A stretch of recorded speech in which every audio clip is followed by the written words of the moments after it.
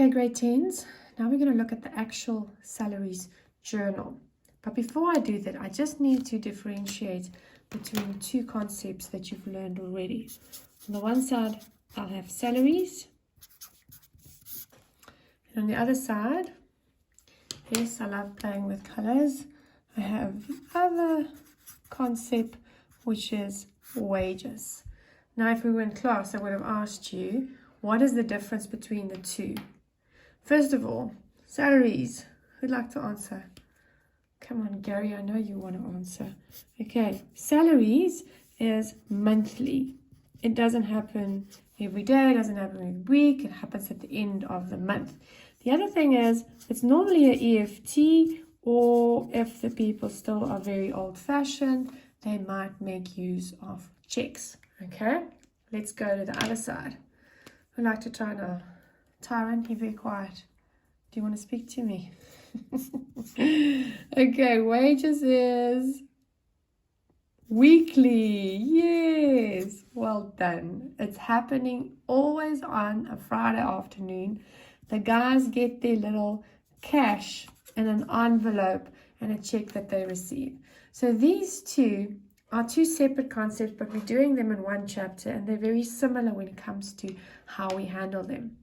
But when we're busy with them, there's an additional thing that's going to be added for grade 10 that you've not been taught yet. So I'm just going to quickly jot it down here on the far right hand side. There's going to be two steps that we have to do when we are busy with our salaries and wages. The first step, and I'm going to have to remember this, we're going to create a liability. So when we create a liability, that means we're going to have a SJ and a WJ. Anybody want to guess what that stands for? Come on, Levi. I know you can do this. It's not DJ.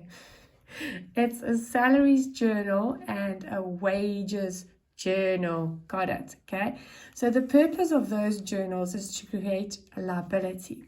And the second step that will come into play is when you pay the L. And the journal that you will use for this will be CPJ.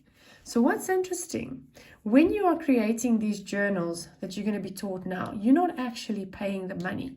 You are just working out how much each person is owed, and then you decide to issue the checks after that, and that will still go into a separate journal, cash payments, where all the checks or the EFTs go. So note that it's two separate steps, and we're focusing now only on step one. We're not paying the people yet. Okay, so what I've done here is I've got a salaries journal. It looks hectic, but it's super simple. You can watch this video over and over again until you get it, but please make sure this is basic concepts that you'll be using up until grade 12, and make sure you follow me as I go through this list that's on my right. So first of all, something very important that comes up. Let's see, I'm going to use a different color. Stationery. 15,000. This amount here, that is your basic salary. If I can break it down just with a pen and say that is your basic salary. So when you were doing the salary scales, that was actually the number you were working with. This one is now for a month because I'm busy with the salary. This is not annually. I'm doing it now for 1 month. So it would be his basic salary that he agreed upon that he would like to receive.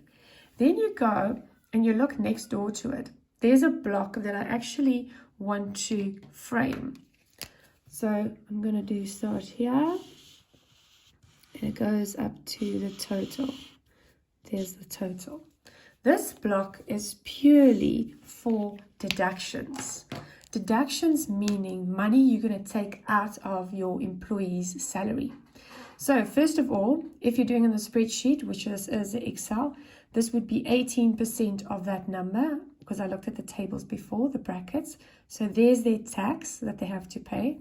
UIF, they are earning more than 14,872, so the max is they can't pay more than that. You can remember from the previous PowerPoint. And then pension fund, this is just what's agreed upon. This will be communicated to you in the actual exercise. Medical aid fund, this is what they told us it is. So these amounts, if I add them up, they come to 5,248.72 cents. This is all deductions. I'm going to take this money out of the person's gross salary. So let's highlight this 5,248.78 cents taken out. Now, who wants to guess how do I actually get to this number? 9,752. Any guesses? You can do it. Okay. What am I going to do? I'm going to take the gross salary. I'm taking it here at the bottom because it's a bit crowded at the top. But you normally won't be able to take the totals at the bottom. I'm just taking a shortcut because there will be a lot of people listed down here. Now we just have one. 15,000 for his basic. All the deductions together is 5,248. And if I minus those deductions, the answer is 9,751.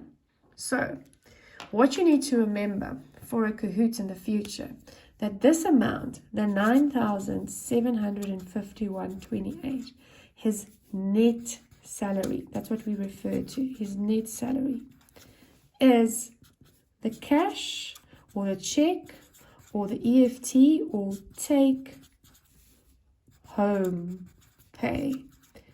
That is the money that the guy is actually physically taking with him. He's seeing it, he's touching it, he can have it in his bank account, possibly as an EFT. So the net salary, which is the 9,751, is the amount of money that this person can take home. Why can't he take the 15? Because there was quite a few deductions that we were taking out. Tax is compulsory, UIF is compulsory. Then pension and medical aid is something that they encourage you to do, and normally you'll agree upon this amount with them. Okay, so that's the first half. So we gotten up to the check number. Over here, you're going to write a check number because now this is the amount that you want to pay. But this will only be completed when you are busy with a CPJ. Until you've done the CPJ, this remains empty. This is not paid yet. Then I go to the second half of this, and this is actually another block that I'd like to frame.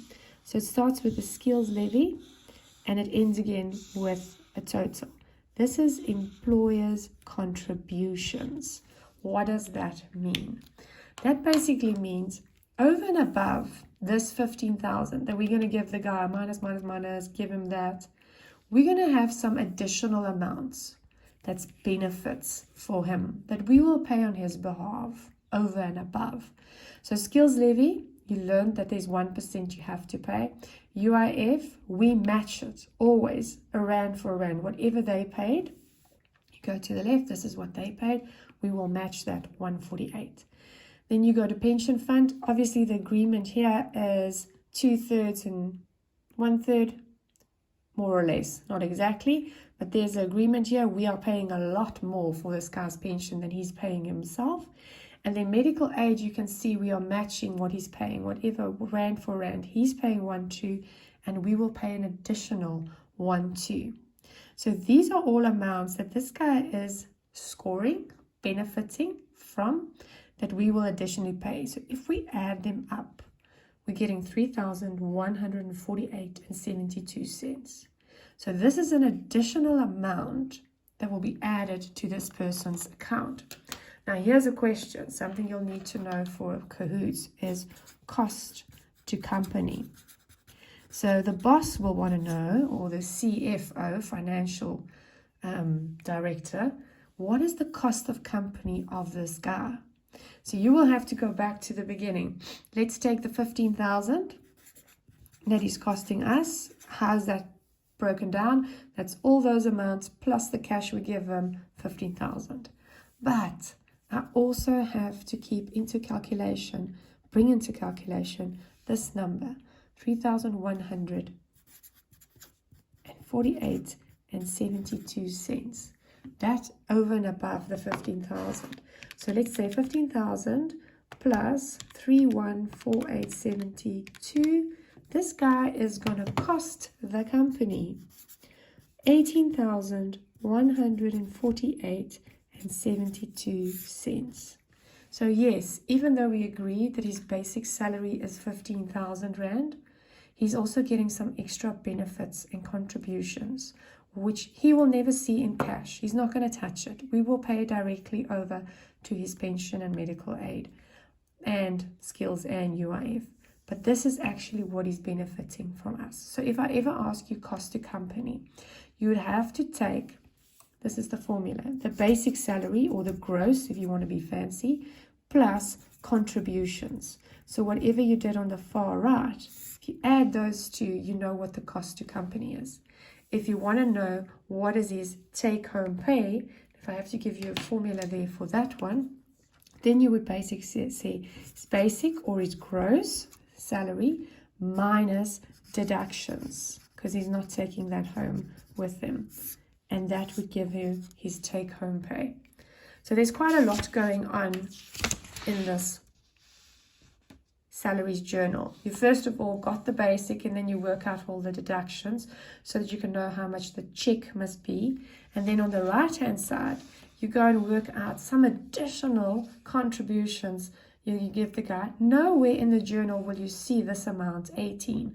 It's only if the boss asks you, according to the contract, how much is this guy costing it, that you as the bookkeeper will have to go and take the basic plus the contributions. It will show up in the general ledger, but not in the SJ. Okay, so I trust that makes sense. So when you start, you'll put the person's name down, you'll put his basic or his gross salary in there, and that will be given to you. And then you start with all his deductions, you add them, and you've got an answer for the total. Once you've got your total deductions, you can work out what the check must be. So make sure you take the 15 and you minus all the deductions. There's your answer. And finally, on the right, you just work out the contributions. This will all be mentioned in the exercise. You fill them in, you add them up, and now you know what is the additional amount that this guy is going to cost us.